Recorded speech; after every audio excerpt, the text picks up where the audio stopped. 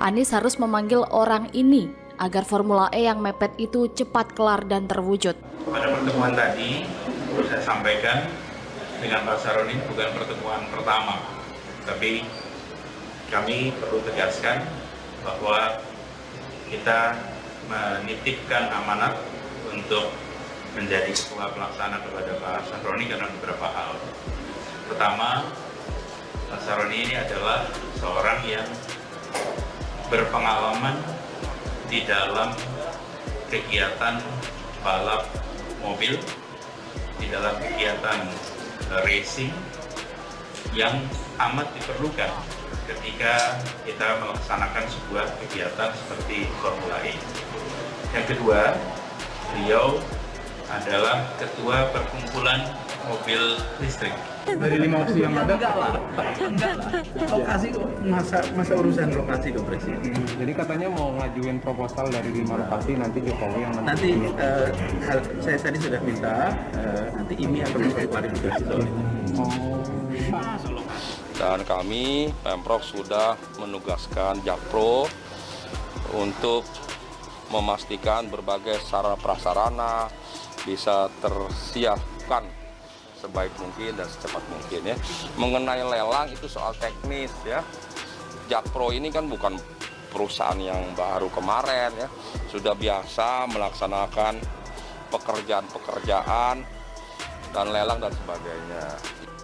Sepandai-pandainya bangkai disimpan, bau busuknya akan kecium juga. Pepatah itu sepertinya pas banget ya diberikan ke kasus Formula E di Jakarta. Di mana tempatnya? Siapa sponsor utamanya? Bagaimana studi kelayakannya? Sampai sekarang nggak ada jawaban. Formula E memang formula yang sejak awal rumus dan niatnya sudah error. Ambisi Anies yang ingin mendapatkan nama dan mencoba melambungkan nama Jokowi ternyata semuanya akan amblas. Jelas beda antara Jokowi dan Anies. Anies hanya jago tata kata, sedangkan Jokowi memang diam-diam bekerja, berbicara seperlunya dan sederhana menyampaikan kata-kata sehingga mudah dipahami. Bahkan Jokowi tak perlu baca buku-buku yang tebal-tebal dan rumit-rumit seperti Anies. Cukup baca komik tapi syarat makna untuk bisa diaplikasikan dalam kehidupan nyata. Mana bisa Formula E terwujud di bawah pemerintahan Anies, sedangkan janji-janji kampanyenya saja tidak ada yang terwujud. Semuanya tidak ada yang becus. Anies hanya ingin menikmati hasil kerja pemerintahan sebelumnya, lalu mengklaim bahwa itu hasil kerjanya. Jika hal kecil saja tidak bisa dipenuhi, maka bagaimana dengan hal besar? Jokowi sebelum ke DKI, beliau sudah terbiasa belusukan dan membenahi apa yang perlu dibenahi di Solo. Hingga akhirnya beliau merebut hati rakyat Solo. Maka wajar kalau pada periode kedua Jokowi di Solo itu memperoleh suara yang sangat fantastis. Sedangkan Anies, sejarah Anies masuk dalam dunia politik memang sudah terlihat kelicikannya. Sejak di Universitas Paramadina saja, ia begitu licik hingga menduduki kursi rektor menyingkirkan Yudi Latif. Apalagi saat merebut kursi gubernur DKI dari tangan Ahok, jelas sekali bagaimana brutal dan sadisnya memainkan ayat dan mayat demi kekuasaan kursi gubernur.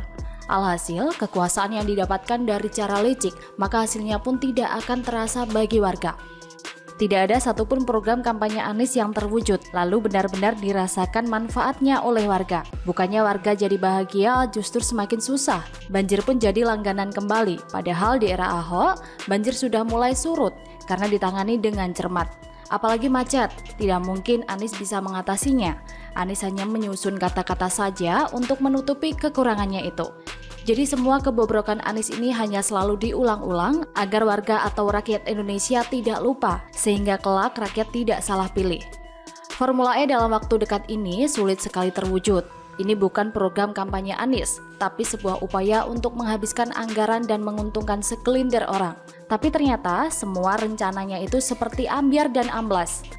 Anies dalam posisi saat ini sebenarnya tak peduli lagi apakah Formula E jadi dilaksanakan atau tidak. Tapi Anies sedang berusaha menyusun kata-kata untuk mengelak, menyusun siasat bagaimana bisa lolos dari jeratan kasus Formula E.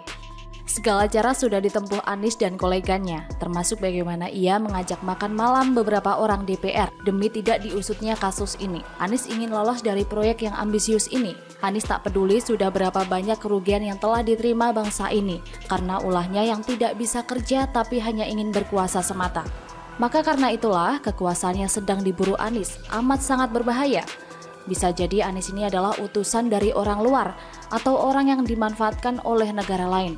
Sehingga ketika Anies bisa berkuasa dengan luas di negara ini, atau misalnya berhasil menjadi presiden, maka bisa lebih fatal dari Orde Baru. Semua perjanjian yang akan merugikan bangsa ini akan ditandatanganinya, dan negara ini akan mengalami kerusakan lebih parah. Cepat atau lambat, negara ini hanya jadi sapi perahan saja, amat sangat berbahaya sob. Kasus Formula E yang tidak becus ini harus selalu diusut, karena hal ini sudah merusak citra Indonesia yang sudah dirawat pemerintahan Jokowi. Ada Anies yang sok istimewa, mau adain Formula E, tahu-taunya hanya bikin malu ya sob. Indonesia akan dicap negara yang tidak kompeten dalam perjanjian kerjasama olahraga balap ini. Saking kencangnya olahraga ini, mungkin maksudnya Anies ingin lebih kencang menghabiskan anggaran juga.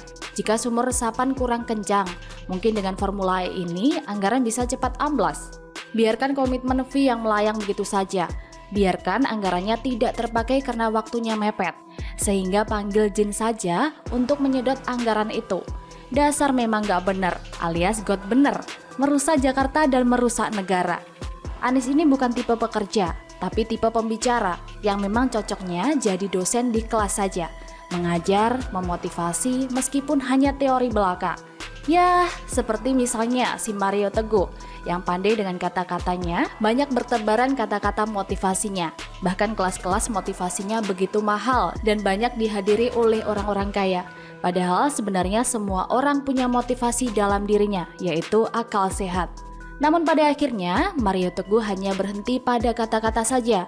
Kasus dan masalahnya sendiri tidak bisa diselesaikannya, hanya mengandalkan egonya, dan kini Mario Teguh sudah tidak laku lagi, dilupakan begitu saja. Nah, tidak jauh beda dengan Anies Baswedan ini sob. Anies mengandalkan kata-kata saja. Menjadi gubernur DKI modalnya adalah kata-kata saja, mulai dari kata sunatullah hingga kata-kata parkir air dan naturalisasi serta kelebihan bayar. Semua kata-kata itu benar-benar kata-kata yang dibuat untuk ngeles. Hanya saja, untuk Formula E ini, Anies terus berkutak dengan kata-kata yang akan dirancangnya untuk bisa ngeles nanti. Ya, kita tunggu ya sob, apakah KPK berhasil dipengaruhinya? Jagonya Anies membuat kata-kata sebagaimana Mario Teguh, tapi pada tataran aplikasinya sungguh jauh dari kenyataan. Jika Mario Teguh berbicara tentang cinta dan kasih sayang, ternyata pada anaknya sendiri dilupakan tentang kasih sayang itu. Lalu Anies, yang katanya akan membuat warga bahagia dan maju kotanya, ternyata tidak terwujud. Karena memang kata-kata tidak bisa mewujudkan kenyataan itu kalau tidak direalisasikan atau dikerjakan. Makanya Jokowi pernah menekankan slogan kerja, kerja, kerja. Ini sebenarnya ingin memperjelas bahwa ahli tata kata seperti Anies itu akan pincang maknanya kalau tidak dilaksanakan atau komitmen dengan kata-katanya. Percuma teori tanpa praktek. Begitu kura-kura. Jadi jangan harap Formula itu sukses, kecuali sukses ngeles dan cari-cari alasan. Jangankan Formula E, program kampanye saja tidak ada yang terwujud, apalagi perhelatan besar dan bergengsi seperti Formula E ini. Padahal dananya sudah tersedia kan? Bahkan bisa disubstitusi dari uang-uang yang berkategori kelebihan bayar kan? Namun hanya ada satu cara agar Formula E bisa terwujud, meskipun sudah mepet waktunya. Padahal kalau misalnya sisa sehari saja, yaitu Anies harus memanggil Bandung Bondowoso agar bisa membangun sirkuit Formula E hanya dengan semalam saja. Bagaimana Bandung Bondowoso telah membangun 1000 candi hanya sehari saja untuk Roro Jonggrang.